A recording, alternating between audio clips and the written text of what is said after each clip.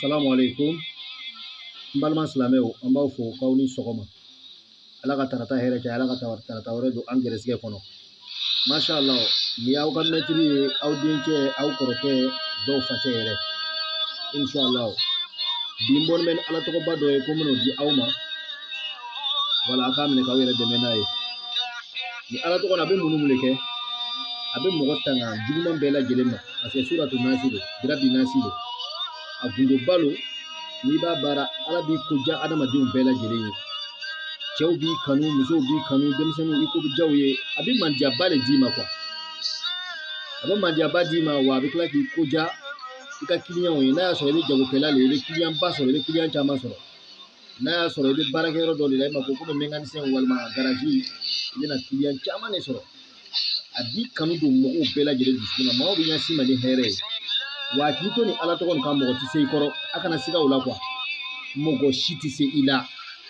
Inshallah. A baara bɛ kɛ cogo jumɛn? An bɛna o cogo yira la sisan. A baara ka nɔgɔ kojugu. Nasi bɔ t'a la, sɛbɛnden bɔ ko t'a la, mais nka a bɛ baara kabako de kɛ. A filɛ nin ye. An b'a sɛbɛn nin fa'idatu mahabbatan bayna al-khalaiqi wa jalbul rizq.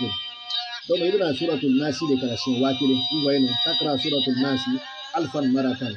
Wa fi kulli miyatan takra hazihi hazimatun sab'a maratan. Donc n'i bɛna i bɛ suratul Nasi de kalan siɲɛ 1000, mais a siɲɛ 100 o 100 i b'i jɔ ka ni duwawu ni kalan. N'i ye suratul Nasi wurudi siɲɛ 100 i bɛ lɔ ka ni duwawu ni kalan.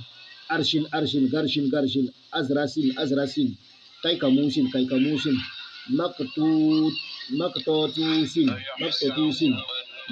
namusin namuhin namuhin ya washwashi yayi wa anta ya alkanasi ay rabbi alkanasi lo wa af'alu kaza wa kaza kaza wa kaza ni yɔrɔ la a b'a ka ganiya fɔ yɔrɔ la a mako bɛ fɛn min na a b'o fɔ yɔrɔ la hali ka muso minɛ ka di cɛ ma walima ka cɛ minɛ ka di muso ma a b'o bɛɛ n'a ɲɔgɔnna kɛ wala mais ŋaniya bɛ fɔ yɔrɔ min na wa af'alu kaza wa kaza i bɛ lɔ yɔrɔ la i b'i ka ŋaniya fɔ i bɛ sɔrɔ k'a kalan fo ka taa a ben an donc 100 o 100 i bɛ lɔ ka duwawu ni kalan siɲɛ 7 ni cogo in na ka tɛmɛ ni wurudi ye tuguni donc i bɛna 100 tan sɔrɔ yɔrɔ min na o y'a sɔrɔ suratul Nasi siɲɛ 1000 dafara inshallah a bɛ ko babaw dama de kɛ k'i to a kan subaga tɛ se i la jinɛjugu tɛ se i la mɔgɔjugu tɛ se i la dabari foyi t'i minɛ inshallah n y'a d'aw ma Ala min kama Ala ka barika don a la a kana ɲinɛ dɛ a ye abonné an ka chaîne kan a y'an ka vidéo partager a ye notification liker pour que n'an ye vidéo bila a b'a sɔrɔ joona joona.